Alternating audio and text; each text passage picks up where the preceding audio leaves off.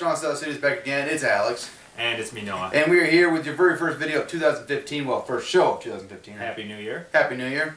Hope it was a good one. And hope you're ready for some motherfucking wrestling this year. Because, well, 2015 might as well just be over because we've already peaked. No kidding. We peaked. Like, there is no way that any show is going to be top this. I think I got my match of the year. Already. I think so. I got two matches of the year that are, that are like, it's like, okay, that's it. That's 1 and 2 right there. Done. My list is already done. I'm ready to move on. We'll see you next year. Yeah. So yeah, this is it for us. Okay. See you guys in 2016. Anyway, we're here at Wrestle Kingdom 9, which was live on pay-per-view January 4th. What a fucking show from New Japan. I mean, it was hosted by GF Global Force Wrestling as well. Brought it over to the U.S. and they hooked us up with some JR commentary, a little Matt Striker. Oh man, it changed the whole complexion of the show. Goddamn, was it good to hear JR talk about wrestling again, man. He didn't miss a fucking beat, man. No, he belonged there. It didn't feel like, oh, here's another ex-WWE guy going somewhere and just putting in their time. He fit so well. Even Matt Striker held his own. I thought so too. There were some times when I was like, all right, Matt, I'd rather... Matt, just stop talking. You don't need to talk so much, you know. Like, this one point I was like, we might just let the action speak for itself. And then he kept talking again. It's like, shut the fuck up, Matt. Just let the action speak for itself. JR did not miss a fucking beat, man. He was on point. Had some great liners. I mean, there's one where like he sits during the Makabe Ishii match, and his line was, that clothesline would have woke up Grandma. Just like one of the most vicious. Also, one of the greatest things was when he marked out for a fucking drop kick from Okada. Just, my God, a drop kick! What a drop kick! I've never seen it done better. But that was so perfect because especially at that point in the match. Yeah. Oh my God. But we'll get to JR commentary was fucked. I might have to rewatch this just to hear JR's commentary. I wouldn't mind. No. Let's get down to the actual show. Well, first, actually, we did begin with a Royal Rumble type match. We didn't watch it just because we just missed it. Was that technically the pre-show? That was technically the pre-show. I just couldn't find it online. And we didn't watch this live. We watched it on tape delay. And I just couldn't find it. But they did have a few like surprises, like with Fujiwara coming out and the great Kabuki, which like he's like 66 years old. I'm like, as described, people watched, like, yeah, he could barely move. Like he went in there, sprayed a guy in the face, and was disqualified and left. That was it. Probably good. Yeah. Decision. It was won by Yuji Nagata. Which is cool. Yeah. Which is kind of something that Nagata was on the show. I mean, I'm surprised, just given the way that he's been booked throughout the year. Yeah. But anyway, we started things off with the Fatal 4-Way Tag Team match for the IWGP Junior Tag Team titles. reDRagon, Bobby Fish, and Kyle O'Reilly taking on Forever Hooligans, Alex Galzov and Rocky Romero, Time Splitters, Alex Shelley and Kushida, and the Young Bucks, baby! Looking great in some Macho Man inspired ring attire. I love it. Beautiful. Beautiful. This match was freaking awesome, man. This was just everyone get out there and go get your shit in and look good doing it, and boy, did they look good doing it, man. Sure did, man. This is what you would expect from these teams. The only problem I had with this match was just a little too short, so it was like, everybody get your shit in, and that's it. You know? There wasn't any, like, real psychology exchanges. Well, it was the first match on the card. I think this was a match to go out there, make the guys look good, and go home, you know what I mean? And let's be honest, the junior tag titles on most major shows, this is kind of what they get. They get that middle of the road, good match, but you're not going to get the best out of these guys because there's just not the time. I will say, I think the guys look good though. I mean, like even Rocky Romero did his forever clothesline spot, but actually made it a little bit different and mixed it up and it was pretty funny. We saw the Meltzer driver. Meltzer driver, man. The Young Bucks taking a double Doomsday device, landing on their feet and delivering a super kick party. That was so amazing. JR calling, it's a super kick party. Call of the year, man. That's doesn't get any better right there, man. And ended up with reDRagon getting the win here. Just phenomenal match. I mean, these guys went out there and had fun, and it showed. I think this was just a fun match. And I love to see the guys from ROH, the guys that don't get a lot of time in New Japan, go over there and shine. Yeah. Like reDRagon did. Also, they did a hell of a job. Cool thing with reDRagon, 1, they got their ROH music, and 2, carrying the ROH belts and ROH getting announced on the pay-per-view. Big rub for them right there, man. Like, that's the first thing you see. Yeah. First match, you got the champs out last, they got the belts, they look prestigious, it looks important, it feels good. Yeah. I give this 4 stars, actually. I really enjoyed it. This was just a fun spot match, but it was a really good way of starting the show, and it just give me a positive vibe going forward in this show. Okay. It was just too short for me. I felt like it could have been longer, but I gave this 3.5. But All right. That might be a little low even. It was fun. I saw that right about that area too, so don't feel bad. Okay. Next up, we had the Bullet Club, Bad Luck Fale, Jeff Jarrett, and Yujiro Takahashi, accompanied by Karen Jarrett, who, as one of our illustrious camera girl who was on the show said, oh no, it was my girlfriend that said, she looked like a man. She did not look good. No, because I mean, I'm sure that there's a lot of people that remember her from TNA, and I'll be honest, she looked good in TNA. Like, she looked pretty good. I mean, I would have. She was annoying as hell, but she looked good. Yeah, I mean, that's not aged. I don't blame Jarrett for taking her, you know, but we're losing now. Yeah. Whew. Anyway, they were taking on the team of Tencozy and Honma. So started I think out for this. This was just a quick sprint. I mean, like babyface got worked over, hot tag, clear the ring. Jeff Jarrett goes for the guitar shot. Yujiro Takahashi takes it, and then babyface get a big win with Honma hitting that top rope headbutt, yeah, baby. Getting a big pop and getting his win. Man, that's awesome. This was fun. It was really basic. Yeah. But the babyface reaction for Honma, even though this was a short match, everybody was just getting a little bit in. Honma just like made it. I just was just so happy. Yeah, like, just watching it. Exactly. You know? I love Honma. Just he's like Drake. Yeah, he's Drake. You just can't help but love him.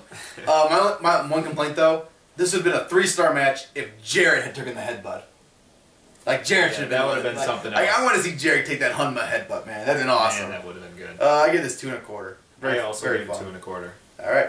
Next up, we had Yano and his team, which included TMDK, Mikey, Nicholls, and Shane Haste, which is a very, very good tag team from Noah. Check them out; they're pretty good.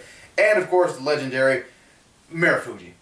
I mean, who looked like a badass in his fucking intro, man. That fucking getup was awesome. He looked like the coolest Power Ranger ever. Yeah. Also, he came out with the GHC heavyweight title. Fucking awesome. Beautiful. Mm-hmm. Beautiful. Taking on the team of Suzuki-gun, David Boy Smith Jr., Lance Archer, Shelton Benjamin X, and Iizuka, who didn't attack the counter for once. I was shocked. This was the first time where I was like disappointed because Matt Stryker made a big deal about how you got to be careful as a wrestler, and then he didn't do anything. And then like I'll explain later, and like he never fucking. I'm like, I want to know the fucking story. I want to know why this guy always attacks the announcer. Who's great. If that storyline's finally over, yeah, I'm okay with it. Yeah, me too. Anyway, this was a fucking again much like the match before. This is just a sprint. Just get your shit in, go home. Pretty basic. I mean, I would love to see these Noah guys back again, and maybe we're going to see Suzuki-gun in Noah, which would be awesome. I'd love to see TMDK versus K.E.S, and I'd love to see Suzuki versus Marufuji. Oh my god, would that be amazing. As it stands, this is just a basic match. Kind of a waste of Marufuji, I thought. Especially on a big show, to have the Noah champion on your card and to not really use him. I agree with that. This was, it was good, it was fine, it was very much like a TV quality match. But to me, it almost felt like a match where they were introducing us to TMDK and Marufuji, and maybe they'll use them more. I really hope so because it felt like a waste. I think this is the beginning, just a way to set up a storyline with the Suzuki-gun guys going over to Noah. A way of establishing that and like getting the guys more work, which I'm totally okay with if that's the case. And it makes sense in that perspective. And in a lot of ways, it works because like this was Yano finally having the even numbers and getting revenge on Suzuki-gun. So this was fine. Yeah, 2 stars. I gave it 2 stars. Also, very decent match. Then we had the first great match of the night, which was Minoru Suzuki taking on Kazushi Sakuraba.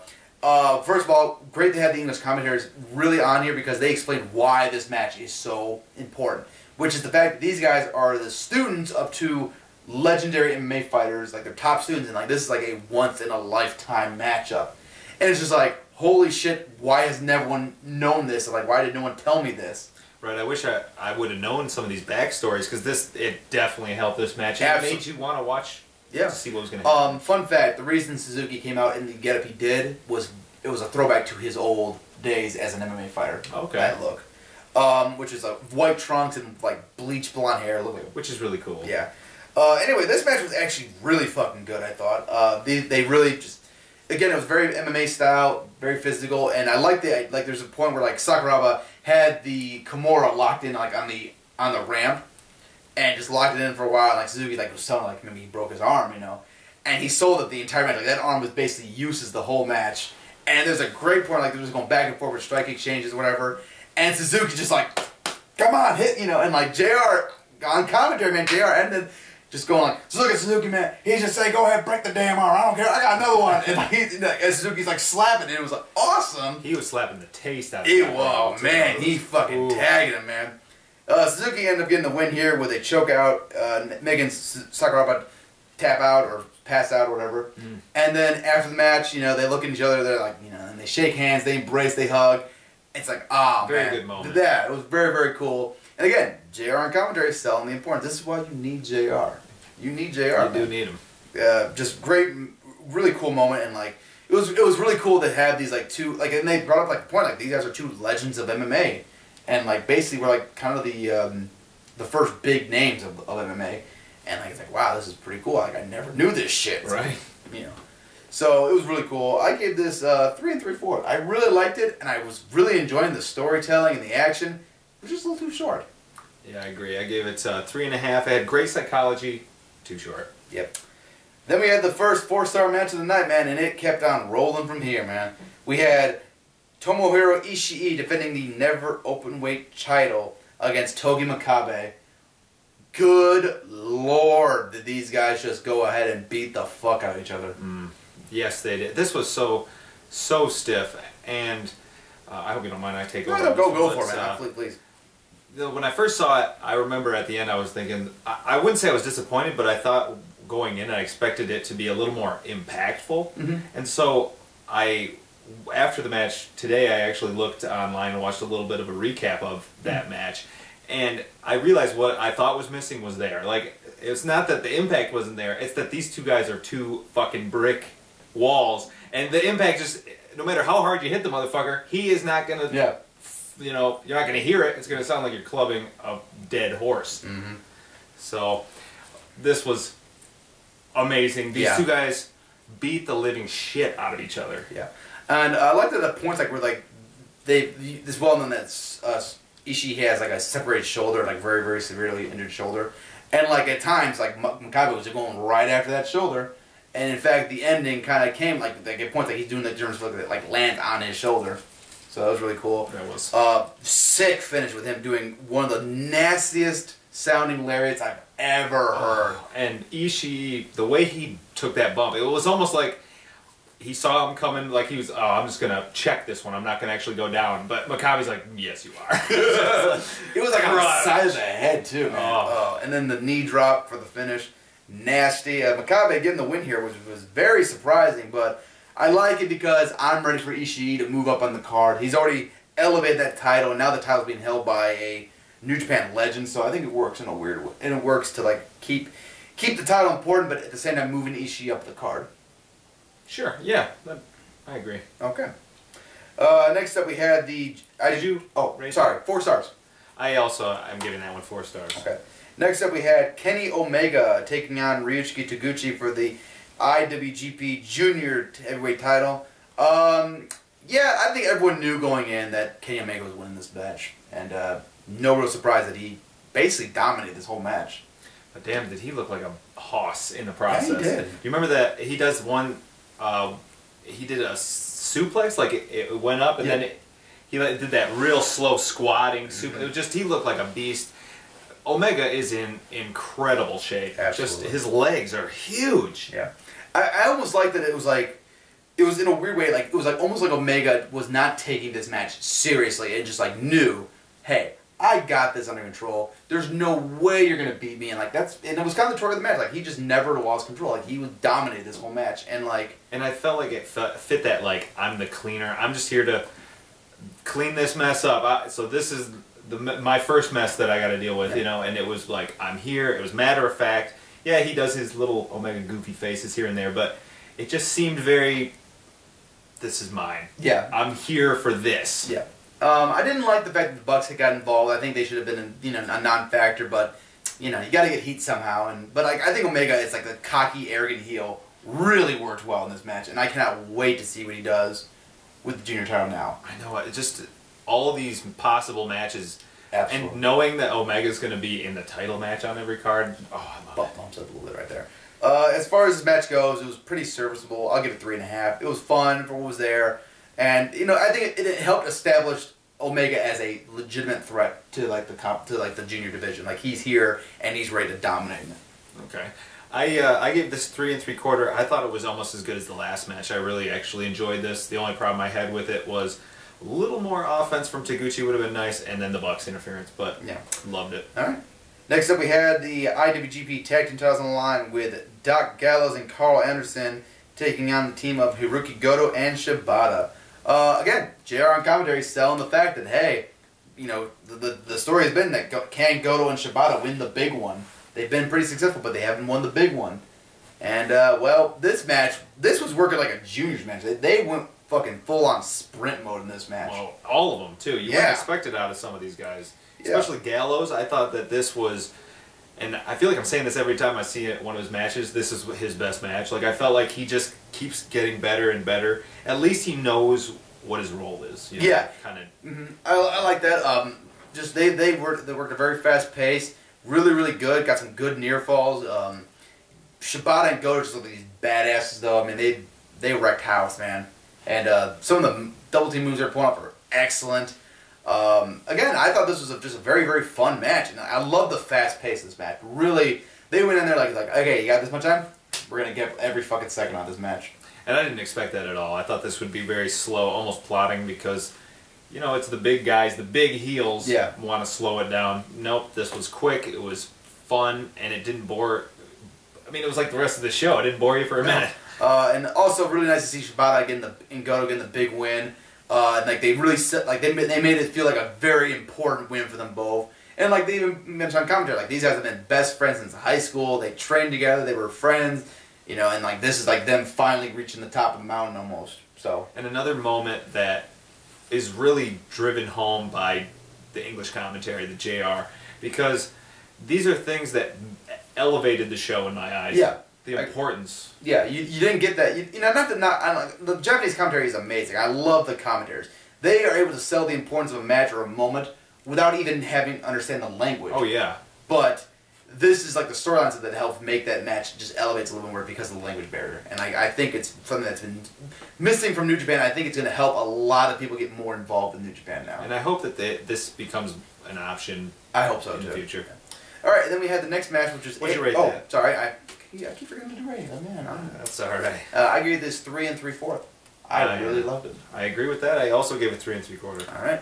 Next up, we had AJ Styles taking on Tetsuya Naito. Once again, JR on commentary bringing up how both these guys kind of need this win to solidify themselves as like a top guy or the next in line for a title shot. And again, these guys brought it, man. Naito looked really good here. You know, didn't quite have as much offense as you'd want in a back and forth match, but it kind of set the idea that AJ's just kind of like has reached another level, and like he's just that much better now that he's been the champion, he's been the top guy in New Japan. And he's outclassing Naito. Sure, and I really enjoyed him attacking the knee. Yeah, the psychology in this match really worked for me. That's why I think it was easier for me to accept that Naito wasn't getting a lot of offense because it seemed like his knee was just fucked. Yeah, you know. AJ, especially the calf killer submission, just a fucking amazing submission. It looks so it looks so simple but so painful looking, and this was fun. Some scary bumps. I mean, like AJ taking that backdrop over the top rope. I mean, that was woof. Crazy. And then a insane finish with a top rope avalanche Styles clash. Woo! And again, like they put over the move like crazy. Just mentioning how like it's been a fucking knockout. Like you get hit with that, you're done. 2 people's necks in the last year. So, man.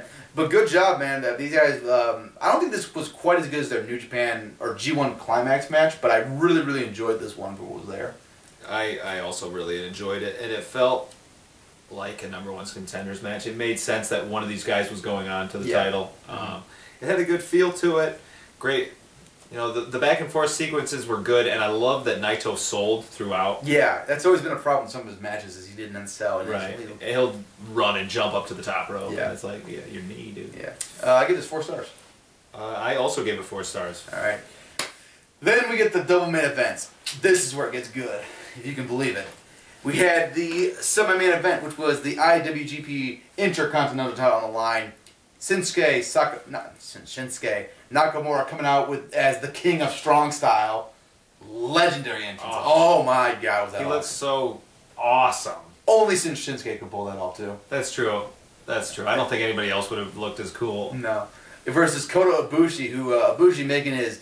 This is like he's supposed to be his big jump into the heavyweight division now. He wants to be a heavyweight. He wants to be... He's already been like the top junior, and now he's ready for the big leagues. And holy shit, did he prove that he's ready for the big leagues, man. God damn. This was basically a story of one guy trying to rise to the occasion, and another guy just saying, "Nah, you're not there yet." Right, not yet. Not yeah, now. and basically Ibushi went out there and like he took everything that Nakamura was throwing at him and did it with a smile on his face, just like, "Come on, that's what you got." And he was giving it back. He even mocked him a couple times. Oh my god, the mockery that Ibushi pulled up was amazing. Yep. He did the shake in the corner and the where he leans back and does the the yowl. Yeah. And the Bumaye, which was an awesome spot. Oh man, this was just phenomenal. I mean, these guys worked so goddamn well together. So many crazy. At one point, Ibushi springboarded up to the top when the Nakamura was on the apron and did a German suplex. I mean, you know, fucking Brian Cage is a machine, but Ibushi's a bigger machine. That was crazy. I don't know how he did that. It didn't. Yeah, it looked, Nakamura didn't land on top of him. No, it was fucking crazy, man. This was it's about as perfect as a match as you can get in my book, man. This was just so goddamn good. My only thing, man, is like I thought, like you know, Ibushi's out there. He's proven that he's willing to stand up against Nakamura and he's equal. Like, man, I think this would be the time to put the belt on him. You could make the whole thing like Nakamura didn't expect this from him. Ibushi didn't expect this aggression or this physicality from him. But in the end, Nakamura won and he put over Ibushi at the end of the match. You know, but man, what a fucking match! I think this would have been the time to put Ibushi over, but you know that could be another day. But holy shit, man, what a fucking match! This was fantastic. Everything about this match from bell to bell was great. The only thing, like you said, I think that this was a time to put Ibushi over. I think that it's a great match and all, but I don't think it really raised his stock that much more because he's had great matches with Nakamura. He's had these great matches last year.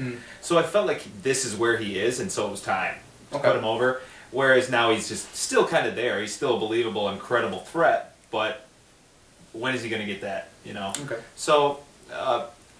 but that was only from a booking standpoint. The match was incredible. Absolutely. Just amazing. I gave this 4 3/4, and if Ibushi would have won, it would have been 5. And even then, if I were to rewatch it, I'd probably question what I put. So go 5. First 5 of the year, man. Fucking amazing. Everything about this match was good, in my opinion. You know, even with the winner not being the one I wanted, I don't care. It still was so fucking good. Incredible. Absolutely. Go out of your way and see this. Absolutely. And then we have the main event. Number 7 in the series of this legendary feud that we look back upon in the annals of time as a highlight reel for all of wrestling to enjoy. Hiroshi Tanahashi, the IWGP champion, taking on the winner of the G1 Climax, Kazuchika Okada, the Rainmaker. My God, I mean, I did not think these guys could ever outdo themselves, but somehow, some way, I think this match might have been the best one yet. And in my opinion, I would say that it is the best match that these two have had against each other. This is my favorite of all of them. Okay, I'm gonna let you explain, like, tell me why this match is so great in your opinion, because you do it so well, I think. Okay, well, how do I want to begin this? I think that what was great about this match is that it felt different in the fact that Okada felt like he had grown. It seemed like when you were watching him, he wasn't the same guy who wrestled this guy 6 matches ago. You know, every match they've done, he seems to have grown. But this one in particular, it almost seemed like he felt controlled. He wasn't concerned about anything. He would do a move. He'd do his basic moves. He'd do his important stuff. He'd go for a pin. Tanahashi kick out. No big deal. You know, okay, just go back to work. Go back to work. And it was like he was thinking, you know what, I still got the Rainmaker in my back pocket, not to worry. And so finally they work up and he hits the Rainmaker. And that's it. You know, he gets him in nice and tight. 1, 2, kick out. And you see that sense of urgency, that shock on Okada's face. And it changed everything. The whole match is like, oh no. Like, I was in control, but now what do I do? What do I do now? And that just clicked with me when I was watching. I couldn't believe how great that psychology was. I can't say enough good things about this match. Yeah, I want to go even further with that. Like, I'm going to talk about this side. It's like, everything he says is right. Like, it's a very notable. As soon as that kick out happened, the whole dynamic of the match, it kicked up to 10. Or even past 10. It went to 12. Okay? It was amazing before that. Absolutely. It was just simple, clean, crisp, wrestling, everything good, and then it hit that, and it's like, it went to a whole other level, man. We you know. But also, this point that, like, in this match, Okada has always just been, like, you know, always been cocky, always been confident and everything. But in this match, Tanahashi was able to counter all his moves. He countered the Rainmaker several times. He countered the Tombstone Piledriver. He all his moves that, like, had always worked for him weren't working. And suddenly he hits that Rainmaker, and it's just like, even that's just like, didn't work. It's like, what do I have to do now? It's that, you know, it's that level that, like, almost like, I know I'm better than this guy. And even, like, Tanahashi, I think, knew that, like, I'm being outdone by this young gun. Like, this young guy is taking my crown. I have to fight, find the fighting spirit, and I need to fucking beat this guy. I cannot lose that crown. I am the, like, in his mind, I'm the fucking ace of this company. I'm the fucking guy. I can't lose my crown yet. I still got it in me. This young guy's trying to push me out of the spotlight. Yeah, and it's not my time to pass that on yet. I'm still the #1 guy. And that's one thing you did see in Tanahashi. Like, with Okada, there wasn't that desperation, and I wouldn't say there was desperation with Tanahashi, but there was that urgency. That when he did the high fly flow to the crowd, that's not something someone who feels in control of a match would do. He knew he had to bust out everything. Yeah. And, like, even with, like, the Dragon Screw, like, you know, like, a lot of times Okada, like, Tanahashi's matches, like, he'll break out Dragon Screw after Dragon Screw just to, you know, just to keep it going. But, like, this match is like, he strategically did them. Like, he didn't just do a regular Dragon Screw. He went for, like, fucking hardcore ones. Reverse ones. Into the ropes. On the ground ones. He went to use them strategically because, like, if I go for just a basic one, this kid's probably going to counter me and I'm going to be in trouble. I need to fucking go for broke with these things. I need to make them important. It's, you know, and I think, and also the fact that in this match, Tanahashi hit 9 variations of the high fly flow. 9! There's been a match where he hit 1 and that was it. Mm-hmm. And this he had to break out 9. So it's almost like Okada is better than Tanahashi. But on this night, Tanahashi just had that extra oomph, that extra drive to be better. And almost like when he beat K.E.S. Rainmaker, it broke that confidence. That was what Tanahashi needed. Tanahashi had that opener. And you saw him be a little bit more aggressive. And, like, also I liked that he didn't go for his typical strategy. He didn't try to work the arm, because he's done it before twice. Didn't work. He's like, I just got to be better with him. Mm-hmm. I just got to outthink him. And I think that another thing that ties into the shock of why it didn't work is because this was a time when, in a match where Okada's arm was 100%, and I think that went into this confidence. Like, if I hit this, he's going to be a dead man. Yeah. And another thing, it's weird because when I think back on the match, I'm starting to pick up little things, like throwing 9 high fly flows. Yeah. That it kind of shows how Tanahashi in this match was throwing haymakers. Like, I am going to give my best shot. No matter how many times I got to hit him with it, I'm giving him my best. And Okada kind of saved his. I think so. And, man, just fantastic match from start to finish. And, man, my God, I will say, though, I was heartbroken when Okada lost. I'm like, I was so ready for Okada to be the champion again. And when Tanahashi beat him, I was like, no! I was crushed. And it was like, oh, my God. And just fantastic match. But one thing I cannot emphasize enough about this ending of this match was Okada afterwards. He sold this like he had just lost the biggest match of his career. He had failed. He knew he was going in there like, I'm the best. And he lost, and it's just like his whole fucking confidence, the arrogance, the swagger about him just shattered. He had lost matches before against Tanahashi. But this was just like, I was on a whole other level. I was so ready for him, and I just couldn't do it. And this was this was the match that was supposed to cement him as the ace. Yeah. And to Okada's credit, he looked crushed. Like, I've never seen anyone look like they were like he looked like someone in his family died. Yeah, like, he was just crushed. He was in tears. Like, he was like, fuck. He could barely walk to the back. It was heartbreaking, and then fucking Tanahashi sticking it to him, gets on the microphone, just like, you think you're the ace of the universe now yet? And just like, oh, it's like, Tanahashi, you son of a bitch. Oh my god, man! And that's I love how they kept that rivalry. They didn't like hug afterwards. It's like, you know, I don't hate you, but I'm the best. I'm still better than you. It's like, listen, dude, you're good. I'm still a little bit better. I don't have to hate you. I'm better than you. Yeah, exactly. I like that. It's almost like it's like almost like a professional rivalry. Like, hey, listen, I know you're good, but it's like, I'm just a little better. Yeah. And my god, man. And that's something I thought there's like I added a whole other level to this match. Was like, that's how you sell the moment. I mean, like, this guy was in tears after failing to lose the belt. How many times have guys like lost, like John Cena loses the match for the belt, just next time on Raw, like, well, I lost, you know. Next time I'll hit him. Yeah, it's like, no, this was his moment. Right. This mattered so much. Okada, this was my moment. This was my moment to take the spotlight. I was taking the throne, and I failed. Like, everything I've done doesn't matter because I didn't win. And you think back to everything he had to go through. He had to win the most difficult and amazing tournament in wrestling history, only to fall short. Yeah. My God, what storytelling? All this with one match. Amazing That's stuff. what wrestling does, baby. That's art form right there. And we've probably talked about this match as long as it went on. I mean, my God, it's just so fucking good. It's so good on different levels. I mean, it's just even we talked about this before. Like, Jarrett marked out for the dropkick. Okada only hit one dropkick this whole match. Like, he saved his like best arsenals for the later in the match, like for the home stretch. Like, he's like, I'm gonna save all these big moves for the home stretch when I'm ready to. When I need to put them away. When it's time to go home. You know. Oh. My God. See this match. See it once. See it twice. See it fucking 4 times. Study this shit, man. Study this. This should be fucking archived and put in the vault of professional wrestling. That this is how you have a wrestling match. My God, was it amazing. And to think this is the first fucking show of the year, man. Woo! We're in for a wild ride this year. My God. I'm ready for another Okada-Tanahashi match. Bring it on. I don't care when it is. Doesn't matter. I'm ready for it, man. I can't.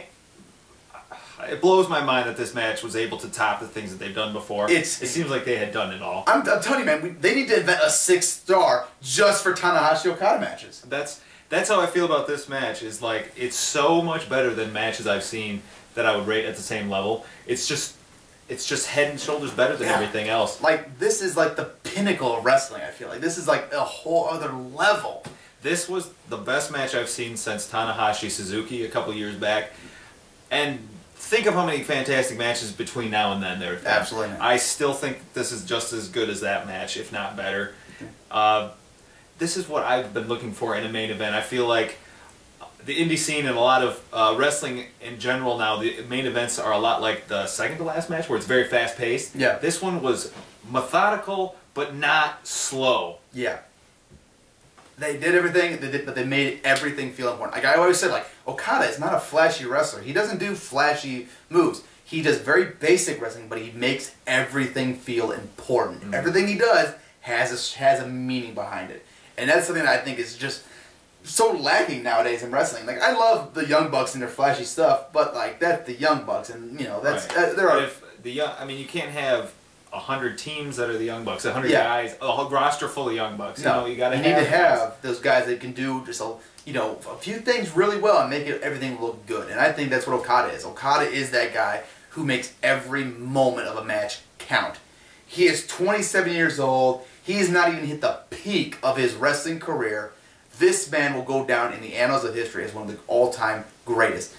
I think Misawa might have a rival as far as what is considered the greatest wrestler of all time. I think Ric Flair has a rival for one of the greatest wrestlers of all time. I am calling it now, man. I mean, there's no limit to where this guy can go.